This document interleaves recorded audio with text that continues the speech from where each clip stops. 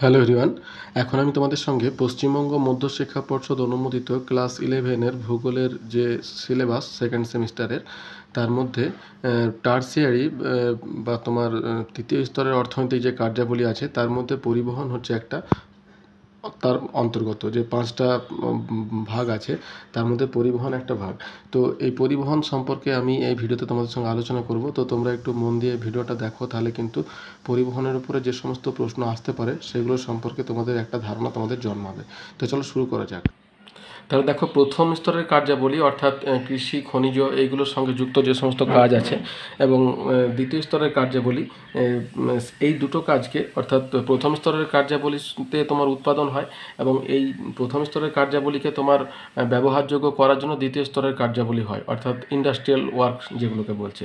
এবার প্রথম এবং দ্বিতীয় স্তরের অর্থনৈতিক কার্যাবলীকে যেগুলোকে পরিচালনা করে অর্থাৎ তাদেরকে যে সার্ভিস দেওয়া হয় সেইটাকে বলছে তোমার তৃতীয় স্তরের অর্থনৈতিক কার্যাবলী। ওগুলোকে পরিচালনা করার জন্য যে মাধ্যমের প্রয়োজন হয় সেটা হচ্ছে তোমার তৃতীয় স্তরের অর্থনৈতিক কার্যাবলী। এবার এই তৃতীয় স্তরের অর্থনৈতিক কার্যাবলী দেখো 5টা ভাগ আছে। একটা হচ্ছে বাণিজ্য, পরিবহন, পরিষেবা, যোগাযোগ এবং পর্যটন। ঠিক আছে, এখানে বাণিজ্য সম্পর্কে আলোচনা করেছি, এই ভিডিওতে পরিবহনটা সম্পর্কে আমরা আলোচনা করছি। ঠিক আছে, এবার পরিবহন সম্পর্কে যদি আমরা আলোচনা করতে যাই তাহলে প্রথমেই যেটা আছে যে পরিবহন কাকে বলে, অর্থাৎ এখানে দেখো প্রশ্নগুলো পরপর লেখা আছে। ফার্স্ট যেটা আমাদেরকে জানতে হবে যে পরিবহন কাকে বলে। তাহলে আমরা পরিবহন কাকে বলে এটা প্রত্যেকেই জানি। আমাদের পরিবহন এবং যোগাযোগ দুটো কথা আমরা সচরাচর ব্যবহার করেই থাকি। তো পরিবহন হচ্ছে কোনো একটা জিনিসকে যখন ফিজিক্যালি আমরা একটা জায়গা থেকে অন্য জায়গায় নিয়ে যাই তখন সেই জিনিসটাকে বলা হচ্ছে পরিবহন। তাহলে আমরা যদি ধরো বইয়ের ভাষায় এইটার ডেফিনেশন দিতে চাই তাহলে কি বলছে, সাধারণভাবে ব্যক্তি বা পণ্যের ভৌত স্থানান্তরকে অর্থাৎ এক স্থান থেকে অন্য স্থানে পৌঁছে দেওয়াই হলো পরিবহন। এই পরিবহনের সঙ্গে সম্পর্কিত সংগঠিত ব্যবস্থা যেমন যানবাহন এবং সেই সম্পর্কিত বিভিন্ন বিষয়সমূহ, পথ প্রভৃতিকে সামগ্রিকভাবে পরিবহন ব্যবস্থা বলা হয়। তাহলে পরিবহন এবং তার সঙ্গে সম্পর্কিত যে ব্যবস্থা সেটিকে বলছে তোমার পরিবহন ব্যবস্থা। এরপরে 2 নম্বর যেটা আছে পরিবহনের গুরুত্ব। তাহলে পরিবহনের গুরুত্ব কি? প্রথম কি আছে কৃষিক্ষেত্রের গুরুত্ব। তাহলে দেখো কৃষিক্ষেত্র কি একটা প্রাইমারি সেক্টরের মধ্যে পড়ছে, যেখানে হচ্ছে তোমার এই ক্ষেত্রে তোমার পরিবহনের গুরুত্বটা কি? পরিবহন ব্যবস্থা কৃষিকাজের প্রয়োজনীয় বিভিন্ন উপকরণ যেমন যন্ত্রপাতি, উচ্চ ফলনশীল বীজ, রাসায়নিক সার, কীটনাশক প্রভৃতি কৃষিক্ষেত্রে পৌঁছে দেয় এবং উৎপাদিত সামগ্রী বাজারজাত করতে কৃষি নির্ভর শিল্পকেন্দ্রে পৌঁছে দেয়। তাহলে আমি প্রথমেই বললাম যে প্রাথমিক এবং দ্বিতীয় স্তরের অর্থনৈতিক কার্যাবলীকে কিন্তু তোমার কি করে সচল করে রাখে, অর্থাৎ তাদের মধ্যে এটা করে তোমার এই পরিষেবা স্তরের অর্থনৈতিক কার্যাবলী। তাহলে কৃষিক্ষেত্রে পরিবহনের গুরুত্বটা বুঝতে পারে। এবার দেখো শিল্পক্ষেত্রে এটা কি, এটা যে সেকেন্ডারি অর্থাৎ প্রাইমারি পরে সেকেন্ডারির মধ্যে পড়ছে শিল্প। তাহলে শিল্পের ক্ষেত্রে গুরুত্বটা কি, শিল্পে প্রয়োজনীয় কাঁচামাল, শ্রমিক প্রভৃতি শিল্পকেন্দ্রে নিয়ে আসা এবং শিল্পজাত দ্রব্য বাজারজাত করতে পরিবহন সাহায্য করে। 3 নম্বর কি হচ্ছে প্রাকৃতিক সম্পদ সংগ্রহ। তাহলে এটা দেখো কি খনিজ, আমি এটা বললাম যে খনিজ সম্পদটা হচ্ছে তোমার প্রাইমারি অ্যাক্টিভিটি। তাহলে এখানে কি হচ্ছে বনভূমি থেকে তোমার মূল্যবান কাঠ, খনি থেকে বিভিন্ন খনিজ দ্রব্য সংগ্রহে উন্নত পরিবহন ব্যবস্থা বিশেষভাবে প্রয়োজনীয়। তারপর দেখা হচ্ছে বাণিজ্যের সম্প্রসারণ, অর্থাৎ এখানে কি হচ্ছে তোমার পরিষেবাকে উন্নত করছে। অর্থাৎ এই বাণিজ্য যেটা আছে এটা কি গো, এটা হচ্ছে তোমার এই তৃতীয় স্তরের অর্থনৈতিক কার্যাবলীর মধ্যে পড়ছে তোমার বাণিজ্য। এবার বাণিজ্যটাকে সম্প্রসারণের ক্ষেত্রে কিন্তু পরিবহনের গুরুত্ব রয়েছে। কি আছে, উন্নত পরিবহন ব্যবস্থা অভ্যন্তরীণ এবং বৈদেশিক বাণিজ্যের সম্প্রসারণ ঘটায়। তারপর দেখা হচ্ছে জাতীয় আয় বৃদ্ধি। উন্নত পরিবহন ব্যবস্থা কৃষি, শিল্প, পরিবহন প্রভৃতি ব্যবস্থার উন্নতি ঘটানোয় জাতীয় আয় বৃদ্ধি পায়। শস্যের বিশেষীকরণ, কোনো অঞ্চলে শস্যের বিশেষীকরণ উন্নত পরিবহন ব্যবস্থার ফলে সম্ভব হয়ে থাকে। তারপরে দেখো আছে 7 নম্বর হচ্ছে বাজার সৃষ্টি। উন্নত পরিবহন আঞ্চলিক, দেশীয় এবং আন্তর্জাতিক পর্যায়ে প্রতিযোগিতামূলক বাজার সৃষ্টি করে। শিল্পের বিকেন্দ্রীকরণ, উন্নত পরিবহন ব্যবস্থার দ্বারা বিশুদ্ধ শ্রেণীর কাঁচামাল ভিত্তিক শিল্পগুলির বিকেন্দ্রীকরণ ঘটে, যেমন ভারতের কার্পাস বস্ত্র বয়ন শিল্প। 9 হচ্ছে কর্মসংস্থান, উন্নত পরিবহন ব্যবস্থা প্রত্যক্ষ এবং পরোক্ষভাবে কর্মসংস্থানের সুযোগ সৃষ্টি করে। তাহলে এই গেল তোমার অর্থনৈতিক গুরুত্ব। এরপর দেখো সামাজিক গুরুত্ব কি আছে। পরিবহনের সামাজিক গুরুত্ব হচ্ছে জনপদ সৃষ্টি। উন্নত পরিবহন ব্যবস্থার উপর নির্ভর করে শহর, নগর প্রভৃতি জনপদ কিন্তু সৃষ্টি হয়। 2 নম্বর কি বিপর্যয় মোকাবেলা। বিপর্যয়গ্রস্ত অঞ্চলে ত্রাণ সামগ্রী প্রেরণ, উদ্ধার কাজ প্রভৃতি কার্য সম্পাদন করতে উন্নত পরিবহন ব্যবস্থা অপরিহার্য। 3 নম্বর হচ্ছে জীবনযাত্রার মান উন্নয়ন। অনুন্নত অঞ্চলে অধিবাসীদের জীবনযাত্রার মান উন্নয়ন এবং পরিবর্তনের ক্ষেত্রে উন্নত পরিবহন ব্যবস্থার গুরুত্ব অপরিসীম। 4 নম্বর হচ্ছে দেখো আঞ্চলিক অনগ্রসরতা দূরীকরণ। উন্নত পরিবহন ব্যবস্থার দ্বারা কোনো অঞ্চলের অনগ্রসরতা দূরীকরণ করা সম্ভব সম্ভব হয়। আর সবশেষে আছে দেখো রাজনৈতিক গুরুত্ব কী আছে, বলছে প্রতিরক্ষায় গুরুত্ব, বলছে দেশের জাতীয় নিরাপত্তা রক্ষায় উন্নত পরিবহন ব্যবস্থার গুরুত্ব অপরিসীম। 2 হচ্ছে জাতীয় ঐক্য রক্ষা, বলছে কোনো বৃহৎ দেশের জাতীয় সংহতি এবং ঐক্য রক্ষায় উন্নত পরিবহন ব্যবস্থার গুরুত্ব অনস্বীকার্য। তাহলে এই হচ্ছে তোমার পরিবহন ব্যবস্থার গুরুত্ব, অর্থনৈতিক, সামাজিক এবং রাজনৈতিক। এরপর দেখো পরিবহনের মাধ্যমে অনুসারে পরিবহনের মাধ্যম অনুসারে পরিবহন ব্যবস্থাকে শ্রেণীবিভাগ করো। তাহলে মাধ্যম মানে কি, যেমন ধরো আমরা কখনো সড়ক পথে যাই, কখনো হেঁটে হেঁটে তোমার নৌকার সাহায্যে আমরা জলপথে যাচ্ছি, কেউ আবার উড়ে উড়ে আকাশ পথে চলে যাচ্ছে। তাহলে এই যে মাধ্যম অর্থাৎ জল, স্থল, বাতাস, এই তো 3টে মাধ্যম। তো এই 3টে মাধ্যমের উপর বেশ করে পরিবহনকে কটা ভাগে ভাগ করছে। দেখো পরিবহনের মাধ্যম হচ্ছে এখানে দেখো কি, প্রথম হচ্ছে স্থল, জল এবং আকাশ। এছাড়া আরও দুটো সৃষ্টি করছে, সেটা হচ্ছে নলপথ এবং রজ্জুপথ। যদিও এই দুটোর উপরে, এই 3টের উপরে বেশ করে কিন্তু এই দুটো তোমার গড়ে উঠছে, কিন্তু এই দুটোকে আরও দুটো ভাগে ভাগ করে দেওয়া হয়েছে, ঠিক আছে। নলপথ কিসের উপরে থাকে, নলপথ স্থলপথের উপরে থাকে, কিন্তু তবুও এটা যেহেতু একটু অন্যরকম প্রযুক্তির সাহায্যে তাই একে আলাদাভাবে ভাগ করছে।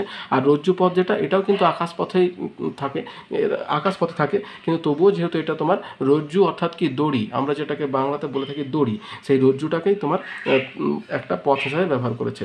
এবার দেখো স্থলপথ যেটা আছে, স্থলপথকে দুটো ভাগে প্রথমে দুটো ভাগে ভাগ করছে, সড়কপথ এবং রেলপথ। পথকে আবার দেখো গঠনের ভিত্তিতে শ্রেণীবিভাগ এবং বিস্তারের ভিত্তিতে শ্রেণীবিভাগ। গঠনের ভিত্তিতে কাঁচা সড়কপথ, পাকা সড়কপথ, আর বিস্তারের ভিত্তিতে তোমার প্রধান রাজপথ এবং আন্তর্জাতিক সড়কপথ, শাখা সড়কপথ, গ্রাম্য সড়কপথ, এতগুলো ভাগে ভাগ করছে। রেলপথ যেটা আছে, রেলপথকে দেখো কতগুলো ভাগ করছে, রেল পরিবহন এবং মেট্রো রেল। রেল পরিবহন আবার তোমার আছে 4টে রকমের, একটা হচ্ছে গেজ, মিটার গেজ, একটা ব্রড গেজ, একটা ন্যারো গেজ আর লাইট গেজ। এই তোমার 4টে ভাগ, অর্থাৎ দুটো লাইনের মধ্যে যে দূরত্বর যে ডিফারেন্স বা রেলের ইঞ্জিনের যে বিস্তারের ডিফারেন্স, সেখানে দেখো metre gauge, broad gauge, narrow gauge আর লাইট গেজ, এই কতগুলো ভাগে ভাগ করছে। এবার দেখো এই আমাদের রেলপথের যে তোমার মেট্রো রেল হয়ে গেল। এরপর দেখো অভ্যন্তরীণ জলপথ। জলপথকে আবার তোমার প্রথমে 4টে ভাগে ভাগ করছে, অভ্যন্তরীণ জলপথ, জলপথ, সমুদ্রপথ এবং স্থানীয় পথ। অভ্যন্তরীণ জলপথ দেখো আবার এখানে নদীপথ, খালপথ, খালজনিত নদীপথ, খালপথ এবং হ্রদপথ, এই কতগুলো ভাগে ভাগ করছে। এবার দেখো নলপথ যেটা আছে, নলপথকে দুটো ভাগে ভাগ করছে, একটা স্থলভাগে বিস্তৃত নলপথ আর জলভাগে বিস্তৃত নলপথ। আর রজ্জুপথ বা রোপওয়ে যেটা আছে, এটা কটা ভাগে ভাগ করছে দেখো, বিনোদনমূলক রজ্জুপথ, অর্থাৎ যেটা তোমার বিনোদনের জন্য কোনো পাহাড়ি অঞ্চলে, ধরো যেটা চা বাগান যেমন দার্জিলিংয়ে আছে রজ্জুপথ, হ্যাঁ। আর কি পণ্য পরিবহন, অর্থাৎ শিল্পাঞ্চলে যখন তোমার মাধ্যম হিসাবে যখন ধরো কোনো কাঁচামাল আর যখন পরিবহন করা হয়, তখন তাকে পণ্য পরিবহনের জন্য রজ্জুপথ, এই দুটো ভাগে তোমার ভাগ করছে, ঠিক আছে। এবার দেখো এই যে শ্রেণীবিভাগগুলো আছে, এবারে এই শ্রেণীবিভাগ সম্পর্কে আমরা জানলাম। এরপর দেখো সড়ক পরিবহন কাকে বলে। তাহলে আমাদের প্রথম এইগুলো সম্পর্কে এবারে কিন্তু আস্তে আস্তে জানতে হবে।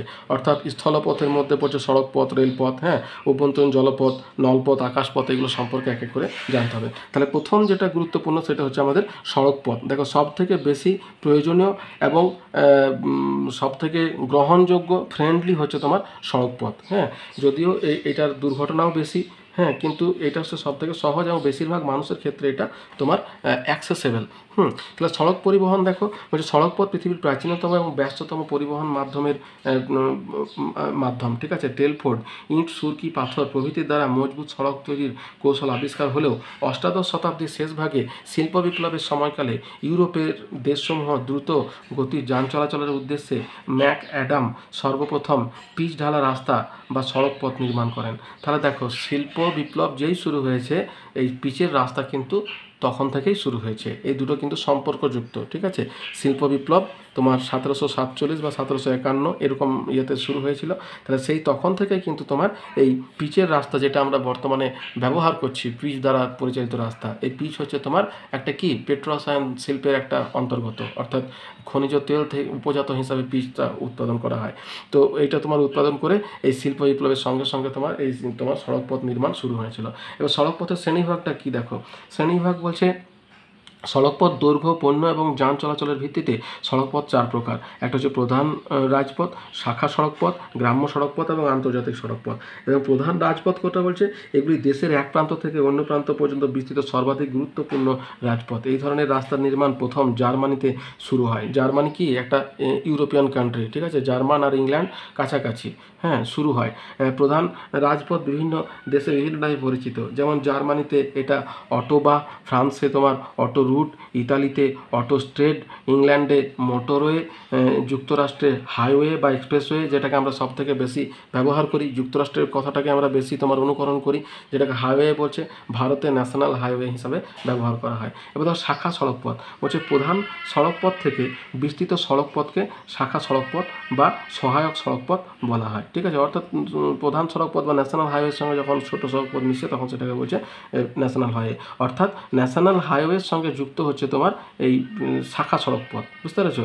শাখা সড়কপথের সঙ্গে যুক্ত হচ্ছে কে, গ্রাম্য সড়কপথ। দেখো গ্রাম্য সড়কপথ কোনটাকে বলছে, যে গ্রামাঞ্চলে যাতায়াতের উদ্দেশ্যে নির্মিত ছোট ছোট যে সড়কপথ, হ্যাঁ। এবার আন্তর্জাতিক সড়কপথ কোনটাকে বলছে, যে রাজধানী শহর এবং প্রতিবেশী দেশের গুরুত্বপূর্ণ নগরগুলির সঙ্গে সংযোগ রক্ষাকারী সড়কপথ হচ্ছে তোমার আন্তর্জাতিক সড়কপথ। অর্থাৎ যে সড়কপথ তোমার একটা দেশের সঙ্গে আরেকটা দেশের সংযোগ রক্ষার ক্ষেত্রেও একটা ভূমিকা পালন করে, অর্থনীতির একটা মানদণ্ড হিসাবে কাজ করে, সেটা হচ্ছে তোমার আন্তর্জাতিক সড়কপথ।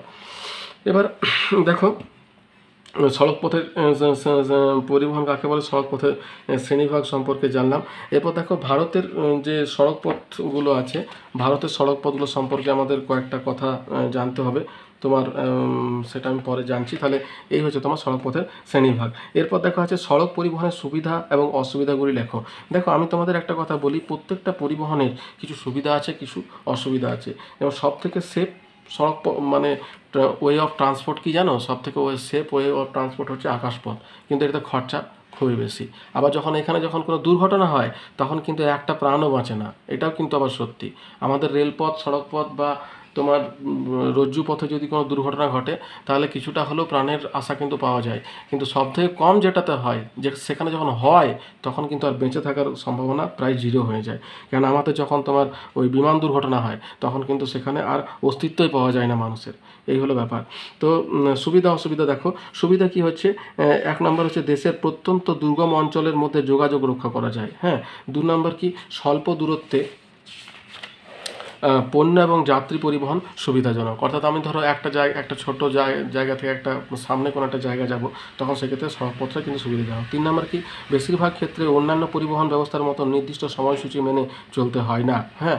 অর্থাৎ আমি নিজের গাড়ি বা বাইক রাখলাম, আমি নিজের সময় মতো বেরিয়ে চললাম, কিন্তু আমাকে যদি ট্রেনে যেতে হয়, আমাকে যদি ট্রামে যেতে হয়, আমাকে যদি তোমার ওই ইয়েতে যেতে হয়, বিমানে যেতে হয়, তাহলে কিন্তু তার সময়সূচি মেনে আমাকে চলতে হবে। 4 নম্বর কি, পণ্য সামগ্রীর ক্ষয়ক্ষতির আশঙ্কা কম, ক্ষয়টা কম হয়, হ্যাঁ, নিজেই তোমার এটাকে সুরক্ষা রাখা যায়। আর 5 নম্বর হচ্ছে উৎপাদন কেন্দ্র থেকে পণ্য সরাসরি বাজারে পাঠানো যায়। এবার দেখো সড়ক পরিবহনের অসুবিধাগুলি কী কী আছে। 1 নম্বর হচ্ছে সড়কপথ তৈরি ও রক্ষণাবেক্ষণ ব্যয় বেশি। 2 হচ্ছে একসঙ্গে প্রচুর পণ্য পরিবহন করা যায় না। ধরো একটা মালগাড়ি বা একটা বিমানে যে পরিমাণ জিনিস নিয়ে যাওয়া হয়, হ্যাঁ, বা রোপওয়েতে যেভাবে প্রচুর পরিমাণে জিনিস সারাদিন ধরে পরিবহন করা যায়, এই সড়ক পরিবহনে কিন্তু সেটা হয় না। 3 নম্বর কি, সড়ক পরিবহনের প্রধান বাধা হচ্ছে যানজট, অর্থাৎ তোমার ওই যে নো এন্ট্রি যে হয়ে যায়, যার জন্য তোমার নিয়ে যেতে অসুবিধা হয় এবং সময় সাপেক্ষ হয়। 4 নম্বর হচ্ছে সড়কপথে আন্তর্জাতিক বাণিজ্য সম্ভব নয়। 5 হচ্ছে যে দূরবর্তী অঞ্চলে যাত্রা করা বেশ কিন্তু কষ্টকর হচ্ছে তোমার সড়কপথে। তাহলে এই হচ্ছে তোমার সড়কপথের সুবিধা এবং অসুবিধা। নেক্সট দেখো যেটা আছে, বলছে যে সড়ক ঘনত্ব কোন জিনিসটাকে বলছে। তাহলে সড়ক ঘনত্ব মানে তোমার যখন কোনো একটা জায়গাতে তোমার অনেকগুলো সড়ক যখন থাকবে তখন তার যে ঘনত্ব, তখন সেটিকে আমরা সড়ক ঘনত্ব বলতে পারি। তাহলে সড়ক ঘনত্বের ডেফিনেশন যদি আমরা চাই, তাহলে দেখো এখানে দেওয়া আছে, কোনো দেশের প্রতি বর্গ কিলোমিটার বা 100 বর্গ কিলোমিটার আয়তন বিশিষ্ট অঞ্চলে সড়কপথ মোট কত কিলোমিটার দীর্ঘ তাকে সড়ক ঘনত্ব বলা হয়, বুঝতে পারছো। অর্থাৎ প্রতি 100 বর্গ কিলোমিটারের মধ্যে কত কিলোমিটার সড়কপথ রয়েছে সেটাকে প্রকাশ করাই হচ্ছে তোমার সড়ক ঘনত্ব, ঠিক আছে। নেক্সট দেখো আছে যে ভারতের সড়ক পরিবহন সম্পর্কে লেখো। তাহলে দেখো আমাদের ভারতবর্ষের মধ্যে যে সড়ক পরিবহন আছে সেই সম্পর্কে যদি আমরা বলতে যাই, তাহলে ভারতের সড়কপথ উন্নয়ন সংক্রান্ত নাগপুর পরিকল্পনায় 1943 থেকে 61। প্রশাসনিক দায়িত্ব অনুসারে সড়কপথকে 4 ভাগে ভাগ করা হয়। কী ভাগে ভাগ করা হচ্ছে? জাতীয় সড়কপথ, রাজ্য সড়কপথ, জেলা সড়কপথ এবং গ্রাম্য সড়কপথ। তাহলে জাতীয় সড়কপথ বলছে এই সড়কপথের নির্মাণ এবং রক্ষণাবেক্ষণের দায়িত্ব কেন্দ্র সরকারের।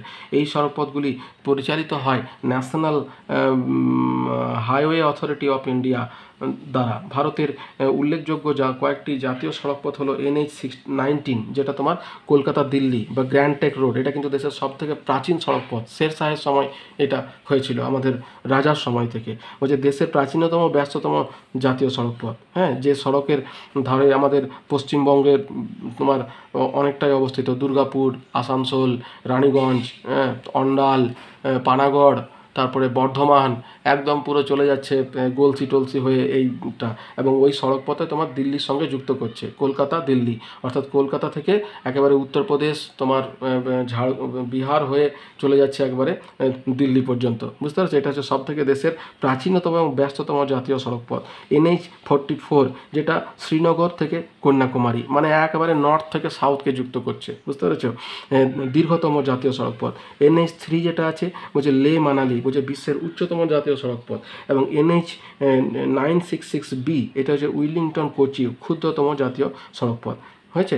এবার দেখো একাদশ পঞ্চবার্ষিকী পরিকল্পনাকারে 2007 থেকে 12 জাতীয় সড়কপথের উন্নতিকল্পে গৃহীত দুটি পরিকল্পনা। সোনালী চতুর্ভুজ, ঠিক আছে, যে তখন প্রধানমন্ত্রী ছিলেন অটল বিহারী বাজপেয়ী। সোনালী চতুর্ভুজ আর উত্তর দক্ষিণ করিডোর, পূর্ব পশ্চিম করিডোর।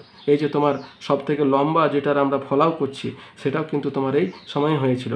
আর পূর্ব পশ্চিম করিডোর, যেটা তোমার ভারতের পূর্বকে পশ্চিমে যুক্ত করেছে, উত্তর থেকে দক্ষিণে যুক্ত করেছে। আর সোনালী চতুর্ভুজ 4টে শহরকে তোমার ভারতের যে গুরুত্বপূর্ণ 4টি মেগা সিটির আছে সেগুলোকে যুক্ত করেছে সোনালী চতুর্ভুজ। তাহলে সোনালী চতুর্ভুজ কোন কোন শহরকে যুক্ত করেছে গো? দিল্লি, কলকাতা, চেন্নাই, মুম্বাই এবং দিল্লি থেকে কলকাতা, কলকাতা থেকে চেন্নাই, চেন্নাই থেকে মুম্বাই, মুম্বাই থেকে দিল্লি। ঠিক আছে? তাহলে কোন কোন শহরকে যুক্ত করলো? দিল্লি, কলকাতা, চেন্নাই আর মুম্বাই। দিল্লি, কলকাতা, চেন্নাই, মুম্বাই, এই 4টে শহরকে তোমার যুক্ত করছে। এবার দেখো এদের মোট যে দৈর্ঘ্য সেটা হচ্ছে তোমার 5846। বুঝতে পারছো? এই যে তোমার সোনালী চতুর্ভুজেরই অংশ হচ্ছে তোমার ওই গ্র্যান্ড ট্র্যাঙ্ক রোড, NH-44 যেটা বলছে না, ব্যস্ততম যেটা আছে, এটা NH-44। অর্থাৎ NH-44 অর্থাৎ দিল্লি কলকাতা যে রাস্তাটা, এটাকে আধুনিকীকরণ করা হয়েছে এই সোনালী চতুর্ভুজের মাধ্যমে। অর্থাৎ এটা কি আধুনিকীকরণের কাজ? এই রাস্তাগুলো ছিল না এমনটা নয়, এই রাস্তাগুলো ছিল, হয়তো সেখানে 2 লেন ছিল, সেটাকে 6 লেন করা হয়েছে।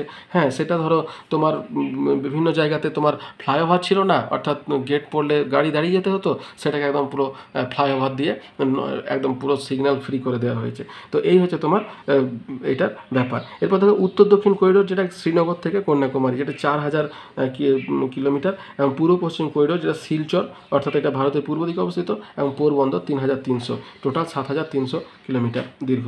তাহলে এই হচ্ছে তোমার। এবার দেখো রাজ্য সড়ক কোনটাকে বলছে এগুলির নির্মাণ এবং রক্ষণাবেক্ষণের দায়িত্ব রাজ্য সরকারের। জেলা সড়ক বলছে এগুলি নির্মাণ এবং রক্ষণাবেক্ষণ করে জেলাসমূহ। গ্রাম্য সড়ক এগুলি নির্মাণ এবং রক্ষণাবেক্ষণ করে গ্রাম পঞ্চায়েত সমূহ। এগুলি ছাড়াও ভারতে প্রায় 2 ধরনের সড়কপথ দেখা যায়। একটা হচ্ছে এক্সপ্রেস হাইওয়ে, বলছে দ্রুত যান চলাচলের জন্য এই ধরনের সড়ক নির্মাণ করা হয়, যেমন কলকাতা দমদম বিমানবন্দর এক্সপ্রেসওয়ে। আর সীমান্ত সড়কপথ বলছে 1960 খ্রিস্টাব্দে গঠিত সীমান্ত সড়ক উন্নয়ন পর্ষদ দ্বারা সীমান্তবর্তী অঞ্চলের প্রতিরক্ষা এবং অর্থনৈতিক উন্নয়নের উদ্দেশ্যে এই ধরনের সড়কপথ নির্মাণ করা হয়, যেমন মানালি থেকে লে পর্যন্ত নির্মিত সড়কপথ। তাহলে এই হচ্ছে তোমার ভারতের সড়কপথ সম্পর্কে একটা সাধারণ ধারণা। নেক্সট আমাদের যেটা আছে সেটা হচ্ছে দেখো ভারতমালাটা কি। তাহলে ভারতমালা জিনিসটা কি বলতো? ভারতমালা হচ্ছে ওই যে তোমার ভারতকে মালার মতো যে তোমার বেষ্টন করা, অর্থাৎ আমাদের গলাতে যেমন মালা থাকে ঠিক একই রকমভাবে তোমার ভারতমালা, ওই ভারতকে যে বেষ্টন করে আছে যে মালা, সেটাকে বলছে তোমার ভারতমালা। তাহলে দেখো ভারতমালা ডেফিনেশন হচ্ছে তোমার এই দেখো এখানে আছে জাতীয় সড়কপথ এবং ভারত সরকারের এই যে তোমার যে প্রজেক্ট আছে, এখানে তোমার ভারতমালার জিনিসটা। তাহলে দেখো ভারতমালা ভারতের রাজপথগুলিকে যুক্ত করা এবং পরিবহন পথকে আরও সুগম করার জন্য গৃহীত এই প্রকল্প দেশের বিভিন্ন অংশের রাজপথ, করিডোর, এক্সপ্রেসওয়ে, জাতীয় রাজপথগুলিকে যুক্ত করার প্রকল্প। 2015 খ্রিস্টাব্দে গৃহীত এই প্রকল্পের কাজে অগ্রগতি ঘটানো হচ্ছে।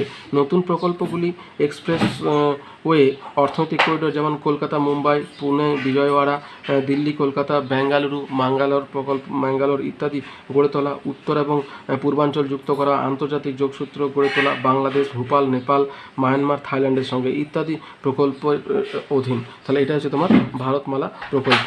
এবার তোমার নেক্সট যেটা আছে দেখো, ভারতমালার পর আছে তোমার ভারতের প্রাচীনতম, ব্যস্ততম এবং দীর্ঘতম জাতীয় সড়ক পথ। হ্যাঁ, ভারতের প্রাচীনতম, ব্যস্ততম এবং দীর্ঘতম জাতীয় সড়ক পথ তোমার যেগুলো আছে সেগুলো আমাদেরকে এবার তাহলে প্রাচীনতম সড়কপথ তো বলেছিলাম NH-19, যেটা কলকাতা, দিল্লি। হ্যাঁ, আর দীর্ঘতম জাতীয় সড়কপথ হচ্ছে NH-44, যেটা শ্রীনগর থেকে কন্যাকুমারিকা, অর্থাৎ উত্তর থেকে দক্ষিণে যেটা যুক্ত করেছে সেটা হচ্ছে তোমার দীর্ঘতম জাতীয় সড়কপথ, যেটার নাম হচ্ছে 44, NH-44 নাম্বার।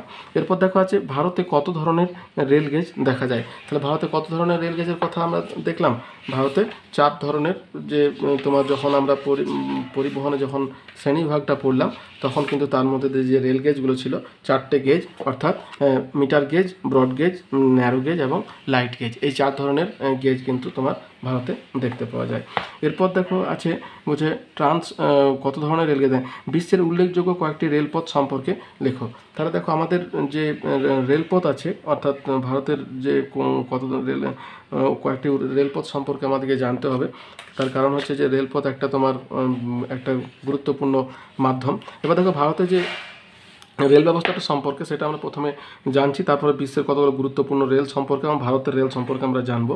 তো প্রথমে দেখো বিভিন্ন ধরনের পরিবহনের মাধ্যমের মধ্যে সর্বোত্তম মাধ্যম হচ্ছে রেলপথ পরিবহন। বুঝতে পারছো, সর্বোত্তম মানে খরচা কম, তোমার সময়ও বিশেষ, যখন দূরে যাব তখন সড়কপথ থেকে কম লাগে এবং সেফও। এবার এটা হচ্ছে 1825 খ্রিস্টাব্দে ইংল্যান্ডের স্টকটন থেকে ডার্লিংটন পর্যন্ত বিশ্বের প্রথম রেলপথ স্থাপনের দ্বারা রেল পরিবহনের গৌরবোজ্জ্বল অধ্যায় শুরু হয়। অর্থাৎ ওই ইংল্যান্ডে, অর্থাৎ ইউরোপে কিন্তু প্রথম 1825 সালে রেলযাত্রা শুরু হয়েছিল এবং তারপরেই কিন্তু আমাদের ভারতে বা পশ্চিমবঙ্গে শুরু হয়েছিল। রেলগেজ বলছে যে রেলপথ দুটি লাইনের মধ্যবর্তী ব্যবধান বা ফাঁককে রেলগেজ বলা হয়। তাহলে রেলগেজ কোনটাকে বলে এটা নিশ্চয়ই জানলে, যে রেলগেজ কী, দুটোর মধ্যে যে ব্যবধান সেটিকে বলছে রেলগেজ। পৃথিবীর বিভিন্ন দেশে বিভিন্ন গেজ দেখা যায়। ভারতে মূলত 4 ধরনের দেখা যায়। ব্রড গেজ, যেখানে দুটো লাইনের মধ্যে ডিফারেন্স থাকে 1.68 মিটার। মিটার গেজ যেটা, সেখানে 1 মিটার। ন্যারো গেজ যেটা, সেটা 0.76 মিটার এবং লাইট গেজ যেটা, সেখানে 0.61 মিটার তোমার থাকে। এবার দেখো আমাদের ভারতবর্ষে যেটা গুরুত্বপূর্ণ কতগুলি, পৃথিবীর কতগুলো গুরুত্বপূর্ণ রেল যেগুলো আছে সেখানে তোমার কি আছে, ট্রান্স সাইবেরিয়ান রেলপথ, যেটা পৃথিবীর দীর্ঘতম রেলপথ, 9280 কিলোমিটার। এটা সেন্ট পিটসবার্গ থেকে তোমার ব্লাডি ভোস্টক পর্যন্ত বিস্তৃত। তারপর দেখো ট্রান্স ককেশীয় রেলপথ, এটা তোমার মস্কো থেকে বাকু পর্যন্ত বিস্তৃত। ট্রান্স কাস্পিয়ান রেলপথ, CIS এর দীর্ঘতম, 6400 কিলোমিটার, যেটা তোমার ক্রসনো ভস্টক থেকে কুইবিসেভ পর্যন্ত বিস্তৃত। তারপর কানাডিয়ান প্যাসিফিক রেলপথ, 5600 কিলোমিটার দীর্ঘ, সেটা সেন্ট জন থেকে ভ্যাঙ্কুভার পর্যন্ত বিস্তৃত। কানাডিয়ান ন্যাশনাল রেলপথ, 4000 কিলোমিটার দীর্ঘ, এটা প্রিন্স রুবার্ট বন্দর থেকে হ্যালিফ্যাক্স বন্দর পর্যন্ত বিস্তৃত। তারপর নর্দার্ন প্যাসিফিক রেলপথ, যেটা 3200 কিলোমিটার দীর্ঘ, এটা তোমার নিউ ইয়র্ক বন্দর থেকে পোর্টল্যান্ড বন্দর পর্যন্ত বিস্তৃত। এবার দেখো তোমার ইউনিয়ন প্যাসিফিক রেলপথ, 3548 কিলোমিটার দীর্ঘ, বলছে ইউনিয়ন বন্দর থেকে সান ফ্রান্সিসকো পর্যন্ত বিস্তৃত। তারপর দেখো সার্দার্ন প্যাসিফিক রেলপথ, এটা 3100 কিলোমিটার দীর্ঘ এবং এটা সান ফ্রান্সিসকো বন্দর থেকে নিউ ইয়র্ক পর্যন্ত বিস্তৃত। ট্রান্স আন্দিজ রেলপথ, 1440 কিলোমিটার দীর্ঘ, বলছে এটা বুয়েন্স এয়ার্স থেকে ভ্যালপারাইডো বন্দর পর্যন্ত বিস্তৃত। তারপর দেখো কেপ কাইরো রেলপথ, 1693 কিলোমিটার দীর্ঘ, এটা কেপ টাউন বন্দর থেকে আলেকজান্দ্রিয়া বন্দর পর্যন্ত বিস্তৃত। তারপর দেখো ট্রান্স অস্ট্রেলিয়ান রেলপথ, যেটা দৈর্ঘ্য এখানে দেওয়া নেই, কিন্তু এটা পার্থ বন্দর থেকে অ্যাডিলেড শহর পর্যন্ত বিস্তৃত। তাহলে দেখো এখানে সব থেকে দীর্ঘতম মানে রেলপথ হচ্ছে তোমার ট্রান্স সাইবেরিয়ান রেলপথ, পৃথিবীর দীর্ঘতম। তাহলে এই রেলপথ সম্পর্কে আমরা জানবো কি বলছে রাশিয়া তোমার মানে বিশ্বের সবথেকে বড় দেশ হচ্ছে রাশিয়া, যেটা তোমার দুটো মহাদেশ জুড়ে বিস্তৃত। পশ্চিমে আছে, পশ্চিম অংশটা আছে ইউরোপে, পূর্ব অংশটা আছে তোমার এশিয়া মহাদেশে, বুঝতে পেরেছো? তো অনেক বড় একটা দেশ। তো এখানেই অবস্থিত। বলছে বিস্তার, বলছে রাশিয়ার উত্তর পশ্চিমে সেন্ট পিটার্সবার্গ থেকে শুরু করে কালিনান, মস্কো, ওমস্ক, ইরখুনস্ক, চেলিয়াবিনস্ক, কুইবিসেভ, তারপরে তোমার সভেরদলোভস্ক প্রভৃতি শহরের ওপর দিয়ে তোমার ভ্লাদিভস্টক বন্দর পর্যন্ত বিস্তৃত পৃথিবীর দীর্ঘতম রেলপথ হচ্ছে তোমার ট্রান্স-সাইবেরিয়ান রেলপথ। এর দৈর্ঘ্য, বলছে রেলপথের দৈর্ঘ্য 9280 কিলোমিটার, যেটা আমরা আগেও জানলাম, যা অতিক্রম করতে সময় লাগে প্রায় 9 দিন, বুঝতে পেরেছো? অর্থাৎ 9 দিন যদি চলে ট্রেনটা, তাহলে কিন্তু ওই রেলপথটাকে পুরোপুরি তোমার কভার করতে পারবে।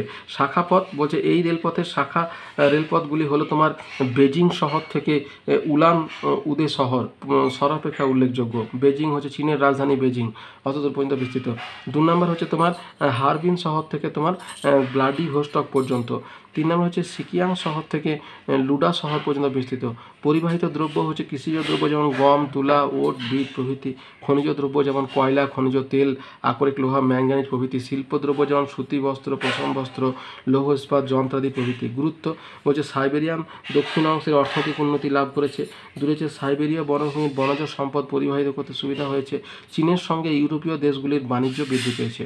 অর্থাৎ চীন এবং তোমার যে ইউরোপীয় দেশগুলি আছে সেগুলোর মধ্যে বাণিজ্য কিন্তু যোগাযোগ রক্ষার ক্ষেত্রে এই ট্রান্স-সাইবেরিয়ান রেলপথ একটা গুরুত্বপূর্ণ ভূমিকা পালন করছে। এরপর দেখো যেটা আছে, বলছে যে বিশ্বের কয়েকটি রেলপথ সম্পর্কে বললাম, ট্রান্স-সাইবেরিয়ান রেলপথ সম্পর্কে জানলাম। এবার দেখো ভারতের জীবনরেখা কাকে ও কেন বলে। তাহলে ভারতের জীবনরেখা কোন জিনিসটাকে বলছে? ভারতে প্রথম ট্রেন চালু হয় 1853, অর্থাৎ তোমার কত বছর পর গো? 28 বছর, অর্থাৎ 1825 সালে তোমার হয়েছিল ইংল্যান্ডে। হ্যাঁ, তার তোমার 28 বছর পরে 1853 খ্রিস্টাব্দে তোমার প্রায় 34 কিলোমিটার দীর্ঘ মুম্বাই থেকে থানে পর্যন্ত ভারতীয় রেলকে ভারতের জীবনরেখা বা জাতীয় জীবনরেখা বলা হয়। তাহলে কাকে ভারতের জীবনরেখা বলে? রেলপথকে ভারতের জীবনরেখা বলা হয়। রেলপথের দৈর্ঘ্যের বিচারে ভারতে স্থান এশিয়া মহাদেশে প্রথম। হ্যাঁ, সব থেকে বেশি রেলপথ কিন্তু এশিয়া মহাদেশে ভারতেই আছে। ভারতের প্রধান রেল অঞ্চলগুলি হলো তোমার মধ্য রেলপথের সদর দপ্তর মুম্বাই, পূর্ব রেলপথের কলকাতা, পূর্ব মধ্য রেলপথে হাজিপুর, পূর্ব উপকূল রেলপথ ভুবনেশ্বর, পূর্ব রেলপথ নিউ দিল্লি, তারপরে উত্তর মধ্য রেলপথের এলাহাবাদ, উত্তর পূর্ব রেলপথ হচ্ছে গোরখপুর, উত্তর পূর্ব সীমান্ত রেলপথ মালিগাঁও, উত্তর পশ্চিম রেলপথ জয়পুর, দক্ষিণ রেলপথে চেন্নাই, দক্ষিণ মধ্য রেলপথ সেকেন্দ্রাবাদ, দক্ষিণ পূর্ব রেলপথ হচ্ছে তোমার গার্ডেন রিচ, যেটা কলকাতা। অর্থাৎ দেখো পূর্ব রেল আর দক্ষিণ পূর্ব রেল দুটোরই কিন্তু সদর দপ্তর হচ্ছে কলকাতা, এটা মনে রাখবে। দেখো এখানে একটা 2 নম্বরে যেটা আছে কলকাতা, আবার এখানেও দিয়েছে কলকাতা, দুটোরই সদর দপ্তর হচ্ছে কলকাতা। দক্ষিণ পূর্ব মধ্য রেলপথ এটা বিলাসপুর, দক্ষিণ পশ্চিম রেলপথ হচ্ছে হুগলি, পশ্চিম রেলপথ যেটা চার্চগেট বা মুম্বাই, আর পশ্চিম মধ্য রেলপথ জব্বলপুর, কোঙ্কণ রেলপথ হচ্ছে মুম্বাই, আর মেট্রো রেলপথের সদর দপ্তর কলকাতা। দেখো ভারতের প্রথম কিন্তু মেট্রো রেলও কিন্তু হয়েছিল কলকাতাতে 1984 সালে প্রথম কিন্তু হয়েছিল। তারপরে ধরো বর্তমানে সব শহরে, বড় বড় শহরে যেমন তোমার দিল্লি, তারপরে তোমার পাটনা, রাঁচি, এগুলো সবগুলোতেই হচ্ছে। তো তোমার কলকাতাতে কিন্তু প্রথম হয়েছিল, এবং সদর দপ্তর কিন্তু মেট্রো রেলের সদর দপ্তর কিন্তু কলকাতাতেই। তাহলে কলকাতায় একত্রে 3টে রেলের সদর দপ্তর, একটা হচ্ছে পূর্ব রেল, একটা হচ্ছে দক্ষিণ পূর্ব রেল, আর একটা হচ্ছে তোমার মেট্রো রেল, 3টে সদর দপ্তর। তাহলে এটা কিন্তু আমাদের পশ্চিমবঙ্গবাসী হিসাবে একটা গর্বের বিষয়। এরপর দেখো কয়েকটি ভারতের উল্লেখযোগ্য কয়েকটি রেলপথের নাম আমরা জানলাম। এরপর দেখো যেটা করতে হবে সেটা হচ্ছে যে রেলপথের সুবিধা এবং অসুবিধাগুলি লেখো। তাহলে আমাদের রেলপথের কিছু সুবিধা আছে, কিছু অসুবিধা আছে। সুবিধাগুলি কী কী? বলছে স্থলপথে বেশি দূরত্বে একসঙ্গে অনেক যাত্রী এবং পণ্য পরিবহনের সর্বশ্রেষ্ঠ মাধ্যম হচ্ছে রেলপথ। 2 নম্বর হচ্ছে সড়ক পরিবহনের তুলনায় পরিবহন ব্যয় কম হয়। 3 নম্বর হচ্ছে রেল পরিবহন অনেক বেশি নিরাপদ। 4 হচ্ছে পণ্য পরিবহন প্যাকিং খরচ অনেক কম। 5 হচ্ছে রেলপথের মাধ্যমে দেশের অভ্যন্তরীণ ও আন্তর্জাতিক বাণিজ্যে সুবিধা হয়। আর অসুবিধা কী আছে? প্রথম হচ্ছে দেখো রেলপথ নির্মাণ এবং রক্ষণাবেক্ষণ খরচ কিন্তু বেশি, অর্থাৎ প্রাথমিকভাবে যে নির্মাণ খরচাটা এটা কিন্তু খুবই বেশি। 2 নম্বর হচ্ছে দুর্গম অঞ্চলে রেল পরিবহন সম্ভব নয়, অর্থাৎ যে সমস্ত জায়গাতে সহজে, যেমন তোমার দুর্গম বনাঞ্চল বা তোমার পাহাড়ি অঞ্চল, এগুলোতে রেল লাইন বিছানো খুবই মুশকিল ব্যাপার, যার জন্য হচ্ছে কি এটা সম্ভব হয় না। 3 নম্বর হচ্ছে যে নির্দিষ্ট স্টেশন ছাড়া পণ্য বা যাত্রী ওঠানামা করা সম্ভব নয়। হ্যাঁ, সড়ক পথে কি আমরা যে কোনো জায়গাতে গাড়ি দাঁড় করিয়ে তোমার নামিয়ে দিতে পারি, কিন্তু রেলে সেটা সম্ভব হয় না। 4 হচ্ছে স্বল্প দূরত্বের রেলে পরিবহন ব্যয় বেশি। 5 হচ্ছে রেলপথে পণ্য পরিবহনের জন্য অন্য পরিবহনের উপর নির্ভর করতে হয় বলে পরিবহন ব্যয় বেশি পড়ে যায়। অর্থাৎ রেল তো ধরো তোমার ঘর পর্যন্ত আসবে না বা ফ্যাক্টরি পর্যন্ত যাবে না, তাকে সেই জায়গাতে আবার নিয়ে আসার জন্য তোমার অন্য সড়ক পথের উপরে নির্ভরশীল হতে হয় বা অন্য মাধ্যমের উপর নির্ভরশীল হতে হয়, যেটাকে বলছে ব্রেক অফ বাক পয়েন্ট, অর্থাৎ দুটো পরিবহন মাধ্যমের মধ্যে সংযুক্তি স্থল। তো এটা হচ্ছে এর একটা অসুবিধা। এরপর দেখো যেটা আছে বলছে মেট্রো রেল কি। তাহলে মেট্রো রেল মানে কি, মাটির নিচে রেল, যেটা প্রথম কলকাতাতেই হয়েছিল, যার সদর দপ্তরও কলকাতাতে। তাহলে বর্তমানে রেল পরিবহনের এক বিশেষ মাধ্যম হচ্ছে মেট্রো রেল, যা মাটির নিচ দিয়ে চলাচল করে। 1984 খ্রিস্টাব্দে কলকাতায় মেট্রো রেলের প্রথম সূচনা হয়। বর্তমানে ভারতের মুম্বাই, দিল্লি, চেন্নাই, বেঙ্গালুরু প্রভৃতি মহানগরগুলিতে এই মেট্রো রেল অধিক প্রচলিত। এই পরিবহন মাধ্যম যানজটের সম্ভাবনা থাকে না বলে অতি দ্রুত গন্তব্যে পৌঁছানো সম্ভব হয়েছে। অর্থাৎ যখন তোমার অফিস আওয়ারে অত্যধিক তোমার জ্যাম লেগে যায়, অর্থাৎ ট্রাফিক সিগন্যালের সমস্যার জন্য, তখন কিন্তু এই মেট্রো রেলকে ব্যবহার করা হয়। সেটার এর জন্য তোমার মেট্রো রেলকে ব্যবহার করা হচ্ছে। এরপর দেখো এখানে যেটা আছে যে হীরক চতুর্ভুজ কোনটা কি। হীরক চতুর্ভুজ, তাহলে হীরক চতুর্ভুজ হচ্ছে তোমার ঠিক যেমন আমরা সোনালী চতুর্ভুজ জেনেছি, একই রকমভাবে রেলপথের ক্ষেত্রে তোমার যে উন্নয়নের পরিকল্পনাটা নেওয়া হয়েছে সেটা হচ্ছে তোমার হীরক চতুর্ভুজ। বুঝতে পেরেছো? তাহলে আমরা হীরক চতুর্ভুজ সম্পর্কে জানবো যে হীরক চতুর্ভুজটা, তাহলে দেখো হীরক চতুর্ভুজ কি বা ডায়মন্ড কোয়াড্রিলেটারাল, এটি হচ্ছে ভারতীয় রেলপথের একটি আধুনিকতম প্রকল্প, যার রূপায়ণের পরিকল্পনা নেওয়া হয়েছে। হীরক চতুর্ভুজ প্রকল্পে 4টি মহানগরী যেমন কলকাতা, মুম্বাই, দিল্লি, চেন্নাইকে দ্রুততর রেল পরিবহনের মাধ্যমে যুক্ত করবে। তাহলে সোনালী চতুর্ভুজ আর তারই তোমার রেলের পরিকল্পনা হচ্ছে তোমার হীরক চতুর্ভুজ, সোনালী চতুর্ভুজ এবং হীরক চতুর্ভুজ। এরপর দেখো বুলেট ট্রেন প্রকল্প কি। এটা সব থেকে আধুনিকতম প্রকল্প, বলছে মুম্বাই থেকে আহমেদাবাদ পর্যন্ত দ্রুতগামী বুলেট ট্রেন চলবে, যার গতিবেগ হবে প্রায় 300 কিলোমিটারেরও বেশি। বর্তমানে এই প্রকল্পের কাজ চলছে। ঠিক আছে, তাহলে বুলেট ট্রেন দেখো সব থেকে বেশি মানুষ কিন্তু যাতায়াত করে আমাদের ইস্টার্ন যে তোমার রেল আছে, অর্থাৎ মুম্বাই থেকে দিল্লি, কলকাতা থেকে দিল্লি পর্যন্ত যে রাস্তা, তো এই মাধ্যমটাতে বুলেট ট্রেন না দিয়ে যে তোমার মুম্বাই আহমেদাবাদটাকে কিন্তু দেওয়া হয়েছে। বুঝতে পেরেছো?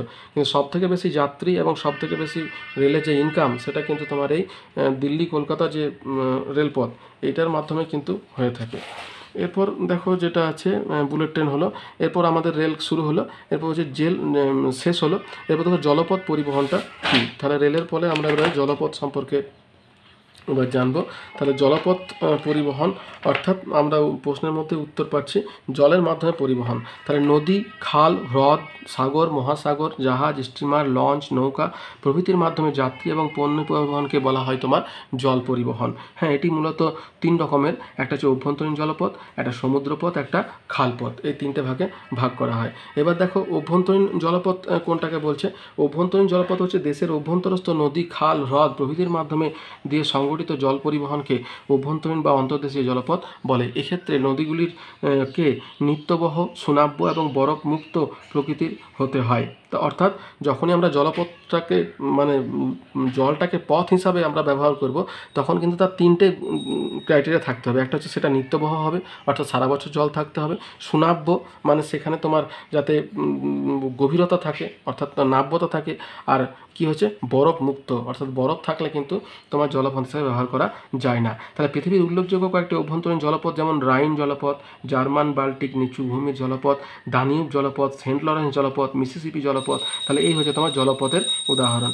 এরপর দেখো আমাদের এটা হলো তোমার জলপথের শ্রেণীবিভাগ। এরপর তো অভ্যন্তরীণ জলপথ কাকে বলে। তাহলে অভ্যন্তরীণ জলপথ অর্থাৎ অভ্যন্তরে যেটা আমি আলোচনা করলাম, এবং অভ্যন্তরীণ জলপথ বিশ্বের কয়েকটি উল্লেখযোগ্য জলপথের নাম বললাম।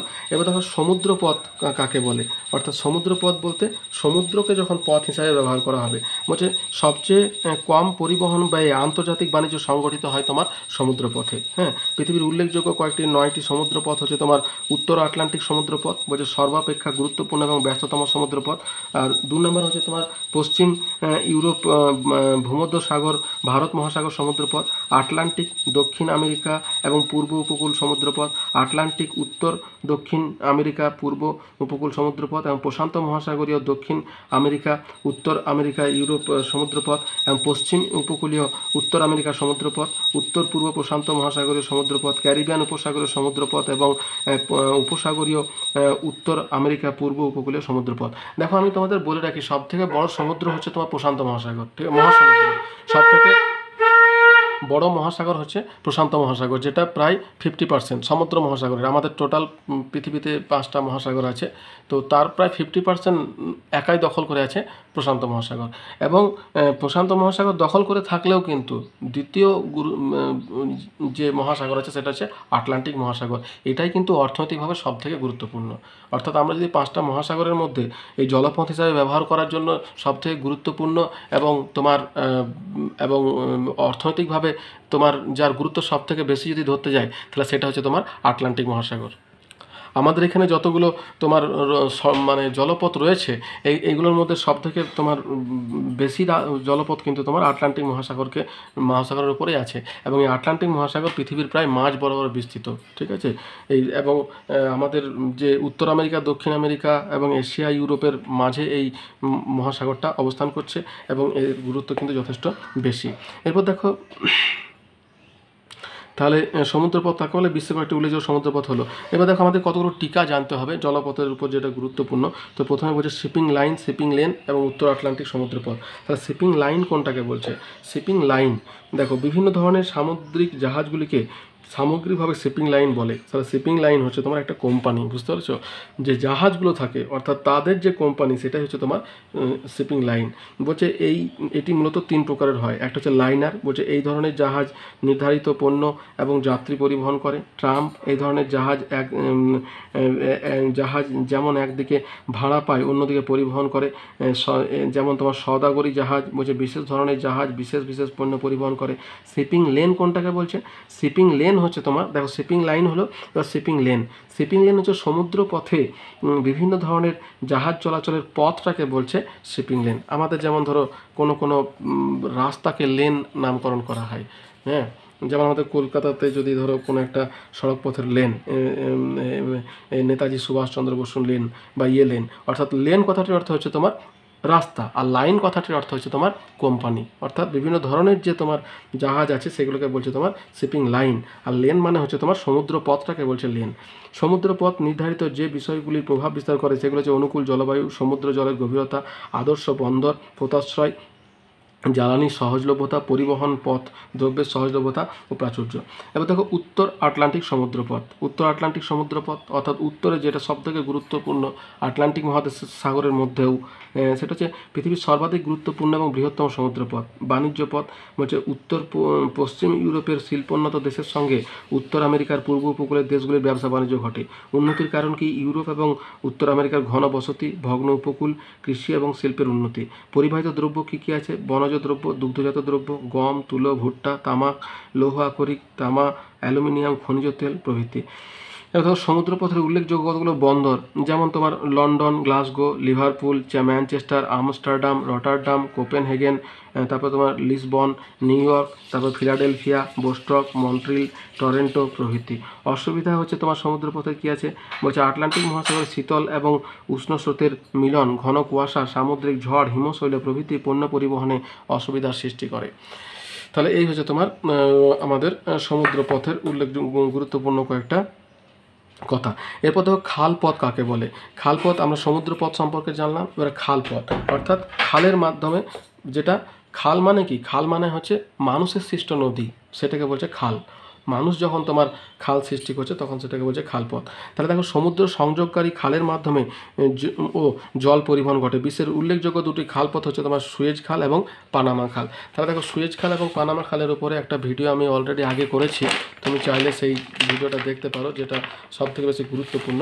দেখো সুয়েজ খাল কোনটা হচ্ছে, আমাদের পূর্বে কিন্তু ধরো কোনো দেখো এইটা হচ্ছে সুয়েজ খাল, অর্থাৎ যেটা আমাদের এশিয়া মহাদেশের মধ্যে এবং ইউরোপ মহাদেশের মধ্যে যে যোগাযোগটা রক্ষা করাটা সহজ করেছে, বা এশিয়ার সঙ্গে আমাদের আমেরিকারও যোগাযোগ রক্ষা সাহায্য করেছে, সেটা হচ্ছে তোমার সুয়েজ খাল। অর্থাৎ এই জায়গাতে সে সুয়েজ খালটা তোমার কি করেছে, ভারত মহাসাগরের সঙ্গে আটলান্টিক মহাসাগরকে যুক্ত করেছে, আটলান্টিক মহাসাগরকে যুক্ত করেছে, এবং দুটো সাগরের মাঝে এই খালটা আছে। এইদিকে আছে তোমার লোহিত সাগর, এই দেখো এখানে দেখতে পাচ্ছ, এইদিকের ভাগটা হচ্ছে লোহিত সাগর, এবং এইখানে হচ্ছে তোমার ভূমধ্যসাগর। তার লোহিত সাগরকে ভূমধ্যসাগরের মাঝে যে ভূখণ্ড ছিল, সেই ভূখণ্ডটাকে কেটে যখন খালটা সৃষ্টি করেছে, তখন সেই খালটার নাম হচ্ছে তোমার সুয়েজ খাল। বুঝতে পেরেছো? অর্থাৎ পূর্বে কি হতো, আমাদেরকে সাপোজ যদি ভারত থেকে যদি ধরো এই রোটরডাম পর্যন্ত যেতে হতো, তাহলে এই দক্ষিণ আফ্রিকার এই যে কেপ অফ গড হোপ, এইখান থেকে তোমার অতিক্রম করে তোমার এইখানে তোমার যেতে হতো। কিন্তু যেই এইখানে ছোট্ট মতো একটা জায়গা যখন কেটে দেওয়া হলো, তাই কি হলো, রাস্তাটা কিন্তু অর্ধেক হয়ে গেল। অর্থাৎ এই দিকে ঢুকে এরকম করে এই জায়গা থেকে বেরিয়ে এইখানে আমরা পৌঁছে যাচ্ছি। বুঝতে পেরেছো? তাহলে দেখো এখানে সুবিধাটা কি হলো, যখন আমরা ভায়া কেপ অফ গুড হক অর্থাৎ দক্ষিণ আফ্রিকা হয়ে যখন যাচ্ছিলাম, তখন দূরত্বটা হচ্ছে প্রায় 13,800 নটিক্যাল মাইল। আর কদিন সময় লাগতো? 38 দিন। কিন্তু যখনই এই সুয়েজ খালটা দিয়ে যাচ্ছি, তখন ডিস্টেন্সটা হচ্ছে তোমার 10,500 নটিক্যাল মাইল, আর সময় লাগছে তোমার 29 দিন, অর্থাৎ 9 দিন সময়টা কমে যাচ্ছে। আর ডিস্টেন্সটা দেখতে পাচ্ছ 3,000 কিলোমিটার পর্যন্ত, 3,300 কিলোমিটার দূরত্বটা কিন্তু তোমার কমে যাচ্ছে। তাহলে এই সুবিধাগুলো হচ্ছে। আরও কি সুবিধা আছে, এই দেখো এই যে রাস্তাটা আছে না, এটা পুরো উন্মুক্ত, অর্থাৎ সমুদ্রে উন্মুক্ত। ফলে এখানে কি হয় গো, এখানে তোমার ঘূর্ণিঝড়, তারপরে তোমার হিমশৈল, এই সমস্তের প্রবণতাটা বেশি হয় যখনই সেটা ওপেন সাগর হয়। কিন্তু যখনই আমরা চারিদিকে ভূমি দ্বারা বেষ্টিত আছে, তার মাঝে দিয়ে যখন তোমার জাহাজগুলো যাবে, তখন কিন্তু এই সমস্ত ঘূর্ণিঝড়ের বা তোমার হিমশৈলের ইয়েটা অতটা কিন্তু তোমার পাওয়া যাবে না, যার জন্য এটা যাওয়ার কিন্তু সেফ হয়। তাহলে এই হচ্ছে তোমার সুয়েজ খাল, যেটা তোমার এখানে হয়েছে। আর পানামা খাল কোনটা?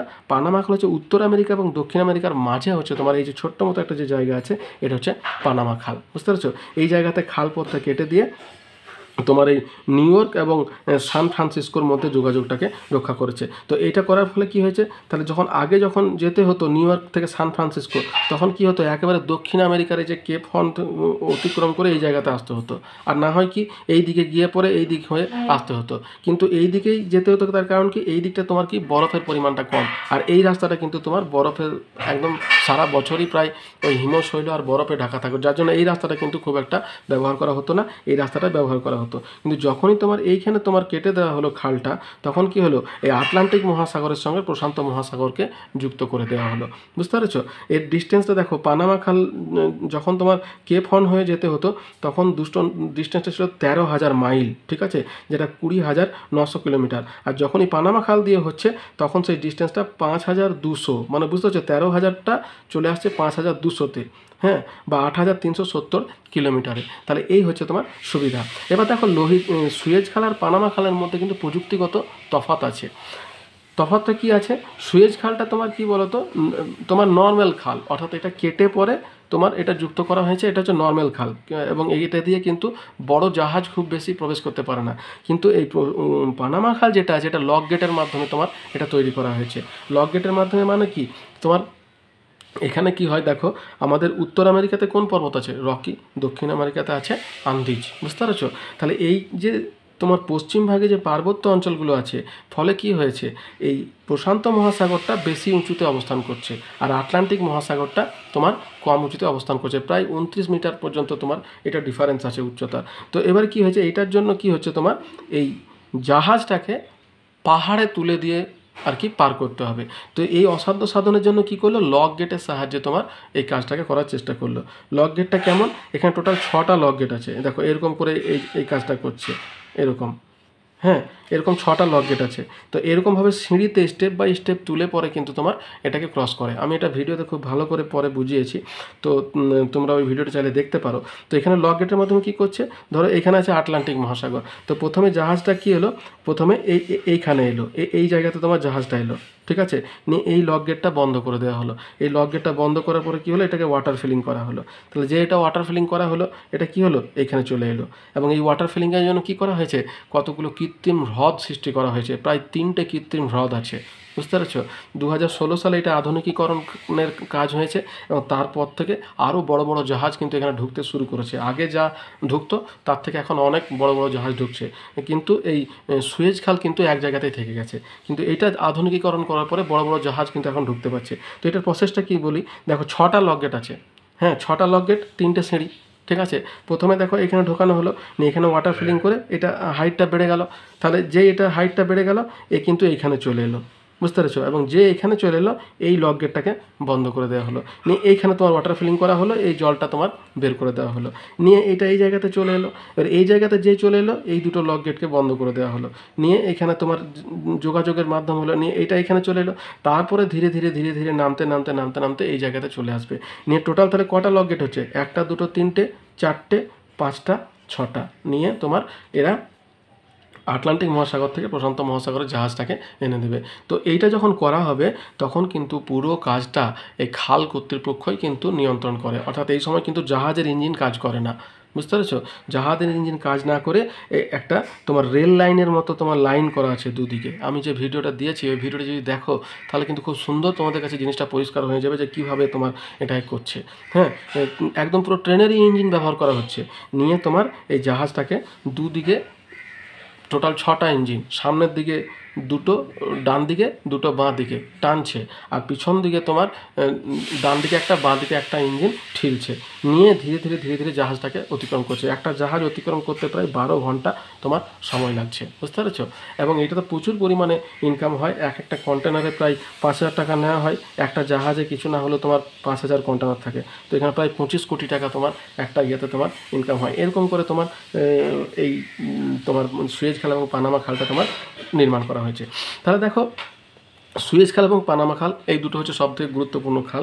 এই সুয়েজ খাল কোনটাকে বলছে, যে ফরাসি ইঞ্জিনিয়ার ফার্ডিন্যান্ড ডি নোসেন্স এর তত্ত্বাবধানে 1859 খ্রিস্টাব্দ থেকে 1869 খ্রিস্টাব্দ পর্যন্ত, তাহলে এটা হতে কতদিন সময় লাগলো গো? 10 বছরেই কিন্তু খনন করা হয় এবং এই খাল নির্মাণ করা হয়। বর্তমানে মিশর সরকারের সুয়েজ ক্যানেল অথরিটি এই খাল নিয়ন্ত্রণ করে, এটি পৃথিবীর ব্যস্ততম খাল, তাহলে এটা হচ্ছে সবথেকে ব্যস্ততম খাল। এবার দেখো পানামা খাল কোনটাকে বলছে, তাহলে 1904 খ্রিস্টাব্দে, তাহলে পানামা খাল কিন্তু হচ্ছে নবীন, অর্থাৎ পুরনো হচ্ছে তোমার সুয়েজ খাল।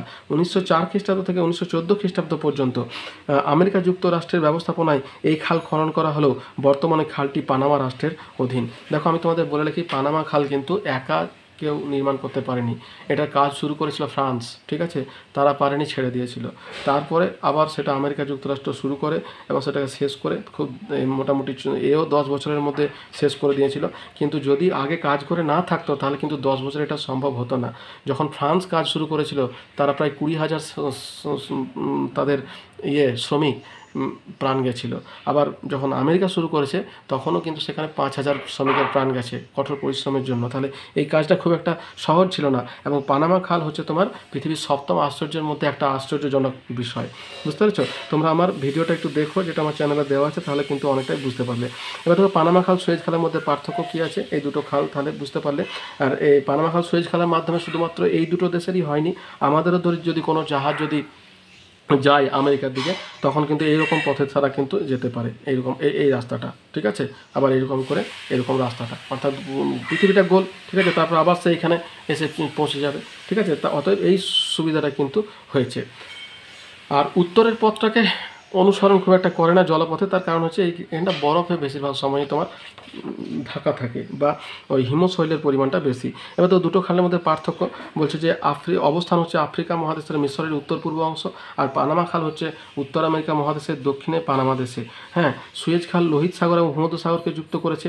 এই দুটো সাগর আবার তোমার এই লোহিত সাগরটা হচ্ছে তোমার ভারত মহাসাগর, আর ভূমধ্যসাগরটা হচ্ছে আটলান্টিক মহাসাগরের অংশবিশেষ। আর পানামা খাল কী করেছে, প্রশান্ত মহাসাগরকে আটলান্টিক মহাসাগরের সঙ্গে যুক্ত করেছে। এর নির্মাণ অঞ্চল হচ্ছে সুয়েজ যোজক, এটা হচ্ছে পানামা যোজক। দৈর্ঘ্য তোমার সুয়েজ খালে হচ্ছে 162 কিলোমিটার, অন্যদিকে পানামা হচ্ছে তোমার 80 কিলোমিটার। প্রস্থ হচ্ছে 60 থেকে 65 কিলোমিটার সুয়েজ খাল, অন্যদিকে পানামা খাল দেখো 90 থেকে 305 মিটার, 60 থেকে 65, এই 90 থেকে 305। তাহলে এই দেখো 90 থেকে 305 মিটার যেটা এটা প্রস্থ হয়েছে, এতে কি হয়, বড় বড় জাহাজগুলো কিন্তু এখানে ঢুকতে ক্রস করতে পারে, কিন্তু সেটা সুয়েজ খালে হয় না। জলের গভীরতা সুয়েজ খালে 10 মিটার, এখানে 12 থেকে 25 মিটার। খাল অতিক্রম করতে সময় লাগছে 12 ঘন্টা, পানামা খালে লাগছে তোমার 14 ঘন্টা। হ্যাঁ, এখানে শুল্ক হার তোমার সুয়েজ খালে বেশি, এখানে কম। গুরুত্ব বলছে এই খালের রাজনৈতিক এবং সামরিক গুরুত্ব তুলনামূলকভাবে বেশি।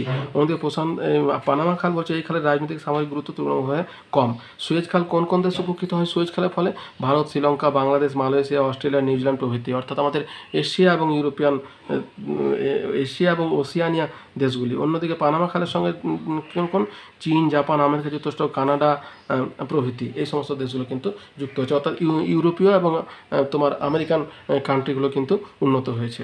তাহলে এই হলো তোমার সুয়েজ খাল এবং খালপথ সম্পর্কে বর্ণনা। এরপর আমাদের যেটা আছে বিশ্বের দুটি জন্য তাদের বর্ণনা তুলনা হলো, এবং অর্থনৈতিক গুরুত্ব সম্পর্কে আমরা আলোচনা করলাম, আমাদের খালপথের যে অর্থনৈতিক গুরুত্ব। এবার দেখো আমাদের যেটা আছে, তারপরে নেক্সট যে প্রশ্নটা করতে হচ্ছে সেটা হচ্ছে যে ভারতের জলপথ পরিবহন সম্পর্কে লেখো। তাহলে ভারতের জলপথ পরিবহন, আমাদের ভারতকে উন্নয়নের জীবনরেখা বলছে তোমার জলপথকে। এবার জলপথের পরিবহন সম্পর্কে যদি বলছে, ভারতের জলপথ পরিবহনকে দুটো ভাগে ভাগ করছে, একটা হচ্ছে উপকূলীয় জলপথ, একটা হচ্ছে অভ্যন্তরীণ জলপথ। উপকূলীয় জলপথ হচ্ছে প্রধান বন্দর এবং অপ্রধান বন্দর, আর অভ্যন্তরীণ জলপথ হচ্ছে জাতীয় জলপথ, নাব্য জলপথ এবং নাব্য খালপথ। হ্যাঁ, উপকূলীয় জলপথ বলছে ভারতের উপকূলীয় অঞ্চলে বর্তমানে প্রায় 13টি বন্দর এবং প্রায় 205টি ছোট এবং মাঝারি বন্দর রয়েছে। উপকূলীয় বাণিজ্যিক জলপথে এই বন্দরগুলির ভূমিকা অনস্বীকার্য। ভারতের উল্লেখযোগ্য বন্দরগুলি যেমন পূর্ব উপকূলের প্রধান বন্দর তুতিকোরিন, চেন্নাই, বিশাখাপত্তনম, পারাদ্বীপ, কলকাতা, হলদিয়া এবং এন্নোর। তাহলে এইটা হচ্ছে তোমার ভারতের পূর্ব উপকূলের বন্দর। আর পশ্চিম উপকূলের বন্দর যেটা আরব সাগরের দিকে আছে, তাহলে সেটা হচ্ছে তোমার কান্ডালা, মুম্বাই, মারমাগাঁও, নিউ ম্যাঙ্গালোর, কোচি, নবশেরা প্রভৃতি। তাহলে পশ্চিম উপকূলের বন্দরগুলো তোমার কিসের ওপরে আছে গো? তোমার আরব সাগরের উপর দিয়ে। তাহলে দেখো যে আরব সাগর নামকরণটা তোমার কিসের জন্য হলো? আমরা যদি আমাদের ভারতের মানচিত্রটা দেখি, তাহলে দেখবো বে অফ বেঙ্গল মানে বঙ্গোপসাগর। দেখো এইখানটায় হচ্ছে তোমার বে অফ বেঙ্গল, কেন? তার কারণ হচ্ছে আমাদের এখানে বেঙ্গল আছে। সাগর কোনটাকে বলছে? মহাসাগর যে অংশে তোমার ভূভাগের সঙ্গে যুক্ত হচ্ছে সেটা হচ্ছে সাগর, এবং সাগরের নামকরণ কিন্তু ভূভাগের নাম অনুসারে হয়ে থাকে। আমাদের এই অংশটা কি আছে? বঙ্গোপসাগর, অর্থাৎ বে অফ বেঙ্গল, বাঙ্গাল কি খাড়ি, অর্থাৎ আমাদের বঙ্গর নাম অনুসারে, বেঙ্গলের নাম অনুসারে এই সাগরটার নাম হয়েছে তোমার বঙ্গোপসাগর। আর পশ্চিম অংশের নাম হচ্ছে আরব সাগর, মানে বে অফ আরব, অর্থাৎ এইদিকে যে আরব আমাদের যে আরব যে দেশটা আছে আরব, তার নাম অনুসারে এই সাগরটার নাম হয়েছে তোমার আরব সাগর। এই যে দেখতে পাচ্ছ, এই দেখো এটা হচ্ছে আরব, এই যে খোঁচের মতো অংশটা এটা হচ্ছে সৌদি আরব, এই যে এইটা এর নাম অনুসারে এটার নাম হলো তোমার আরব সাগর, আর আমাদের বেঙ্গলের নাম অনুসারে এটা হচ্ছে তোমার বঙ্গোপসাগর। বুঝতে পারছো? তাহলে ভারতের দুদিকে দুটো সাগর, একটা হচ্ছে বঙ্গোপসাগর, একটা হচ্ছে আরব সাগর। তাহলে এই যে তোমার আছে তোমার যে আছে সেটা উপকূল। অভ্যন্তরীণ জলপথ মানে ভারতের অভ্যন্তরে যে জলপথ আছে বলছে জাতীয় জলপথ। ভারতের মোট 10টি জলপথকে জাতীয় জলপথ হিসাবে চিহ্নিত করা হয়েছে। এর মধ্যে NW1 কোনটাকে বলছে? গঙ্গা, ভাগীরথী, হুগলি, অর্থাৎ সবথেকে বড় নদী এটার এই জলপথটা হচ্ছে 1620 কিলোমিটার দীর্ঘ, বিস্তার হচ্ছে হলদিয়া থেকে এলাহাবাদ।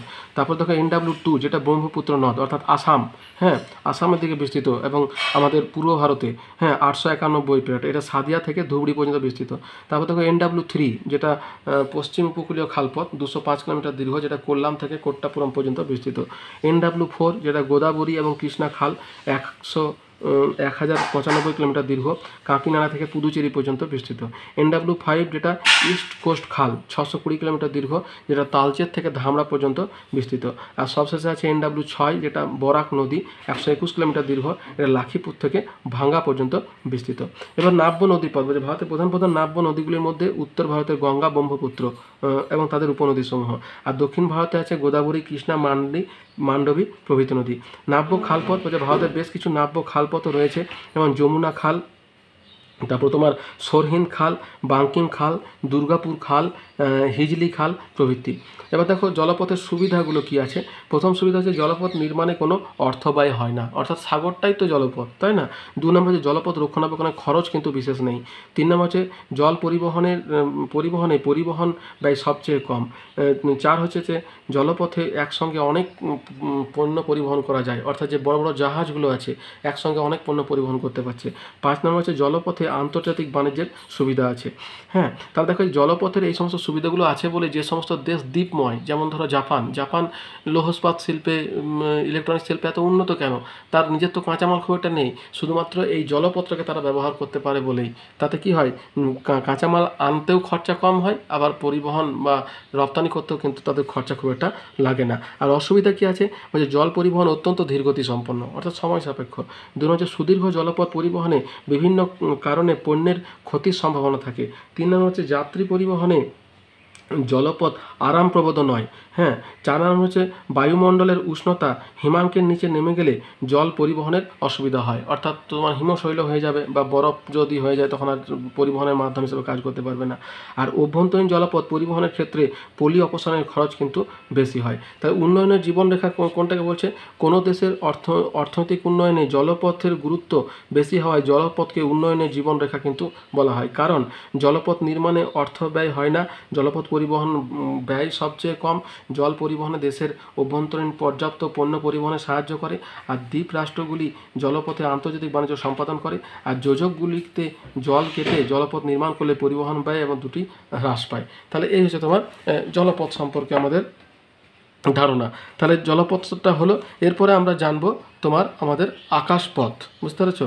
এবার দেখো জলপথের আমাদের কয়েকটা জিনিস জানতে হবে, যেমন কতগুলো, যেমন জলপথে কতগুলো বন্ধ। এবার দেখো আকাশপথ সম্পর্কে আমরা জানবো যে আকাশ পরিবহন কাকে বলে এবং তার শ্রেণীবিভাগ। তাহলে দেখো আকাশপথ কোনটাকে বলছে, কথার মধ্যে উত্তর আসে আকাশকে যখন পথ হিসেবে ব্যবহার করছি। হ্যাঁ, বর্তমানে সর্বাধুনিক এবং সর্বোন্নত পরিবহনের মাধ্যম হচ্ছে আকাশপথ। পৃথিবীতে সর্বপ্রথম বিমান চালু শুরু হয় 1903 খ্রিস্টাব্দে। তাহলে সর্বপ্রথম কিন্তু 1903 খ্রিস্টাব্দে শুরু হয়। এর আকাশপথের শ্রেণীবিভাগ কী আছে, অভ্যন্তরীণ বা দেশীয় আকাশপথ আর আন্তর্জাতিক আকাশপথ, এই দুটো ভাগে ভাগ করছে। দেশীয় আকাশপথ হচ্ছে এক্ষেত্রে দেশের অভ্যন্তরে অন্তরাজ্যগুলির মধ্যে যোগাযোগ রক্ষা করা সম্ভব হয়, আর আন্তর্জাতিক বলছে এই ক্ষেত্রে বিভিন্ন দেশের মধ্যে যোগাযোগ রক্ষা করা সম্ভব হয়। এরপর দেখো যে বিশ্ব কয়েকটি উল্লেখযোগ্য বিমানবন্দর এবং সংস্থার নাম। দেখো উল্লেখযোগ্য আমেরিকা যুক্তরাষ্ট্র, যেটা সর্বপ্রথম বছর 1926 খ্রিস্টাব্দে এখানে প্রথম তোমার চালু হয়। তাহলে 1903-এ শুরু হয়েছিল, তার 23 বছর পর আমেরিকা যুক্তরাষ্ট্রে শুরু হয়েছিল। তাহলে এখানে উল্লেখযোগ্য সংস্থাগুলো কি আছে, the United Airlines, trans world airlines, Pan American airlines, eastern airlines. বিমানবন্দর নিউ ইয়র্ক পৃথিবীর সবথেকে বৃহত্তম বিমানবন্দর। তারপর হচ্ছে Boston Florida, Los Angeles, Washington DC প্রভৃতি। এবার ধরো কানাডাতে হচ্ছে trans Canadian airlines, Montreal, Toronto, Vancouver প্রভৃতি বিমানবন্দর এখানে অবস্থা। ব্রিটিশ যুক্তরাজ্য, এখানে ব্রিটিশ ওভারসিজ এয়ারওয়েজ কর্পোরেশন, তারপর তোমার ব্রিটিশ ইউরোপীয় এয়ারওয়েজ, ব্রিটিশ কমনওয়েলথ এয়ারলাইন্স এই হচ্ছে বিমানবন্দর। কি আছে, লন্ডন, গ্লাসগো, বেলফাস্ট প্রভৃতি। এবার ধরো রাশিয়া তোমার এরোফ্লোট তোমার সংস্থা। আর কোন কোন বন্দর আছে, মস্কো, সেন্ট পিটার্সবার্গ, রোস্টভ, মিনস্ক, তারপরে ভলগোগ্রাড প্রভৃতি। জাপান এয়ারলাইন্স, এখানে কোথায় কোথায় আছে, টোকিও, ওসাকা, তারপরে তোমার নাগোয়া, ফুফুয়া, তারপরে গাপোগ প্রভৃতি। চায়না ন্যাশনাল এয়ারওয়েজ কর্পোরেশন, তাহলে তারা কিন্তু একদম পুরো নিজেদের নামেই পুরো করে নিয়েছে চায়না। হ্যাঁ, এখানে দেখো বেজিং, সাংহাই, তারপরে কোয়াংচাও প্রভৃতি এতে হবে। এটা ভারত বলছে 1911 খ্রিস্টাব্দে এলাহাবাদ থেকে নৈনিতাল পর্যন্ত প্রথম বিমান চলাচল শুরু হয়। তাহলে আমেরিকারও আগে দেখো আমাদের ভারতে শুরু হয়েছিল। তার কারণটা কি, তার কারণ হচ্ছে ইংরেজরা আমাদের দেশে ছিল তাই, বুঝতে পেরেছো? 1903-এ শুরু হয়েছিল, 1911 অর্থাৎ তোমার ওই 8 বছর পরই তোমার শুরু হয়ে গেছে আমাদের ভারতে। হ্যাঁ, এলাহাবাদ থেকে নৈনিতাল পর্যন্ত প্রথম বিমান চলাচল শুরু হয়। রেলের ক্ষেত্রেও তাই, রেলও অনেক আগে আমাদের হয়েছিল। তো এখানে উল্লেখযোগ্য বিমান সংস্থা হচ্ছে air India, বায়ুদূত, Pawan Hansa, Indigo, Vistara, তারপরে স্পাইস জেট প্রভৃতি। এখানে উল্লেখযোগ্য বিমানবন্দরগুলি কলকাতা, দিল্লি, মুম্বাই, চেন্নাই প্রভৃতি শহরে তোমার অবস্থিত। এছাড়াও অস্ট্রেলিয়া, নিউজিল্যান্ড, দক্ষিণ আমেরিকা, দক্ষিণ আফ্রিকা, সিঙ্গাপুর, দক্ষিণ কোরিয়া প্রভৃতি দেশেরও বিমানবন্দর বেশ উন্নত। এবার দেখো ভারতের কতগুলো আন্তর্জাতিক বিমানবন্দর, যেমন আন্তর্জাতিক বিমানবন্দর কিন্তু প্রত্যেকটা আমাদের রাজ্যে একটা করে মোটামুটি আছে, বুঝতে পেরেছো?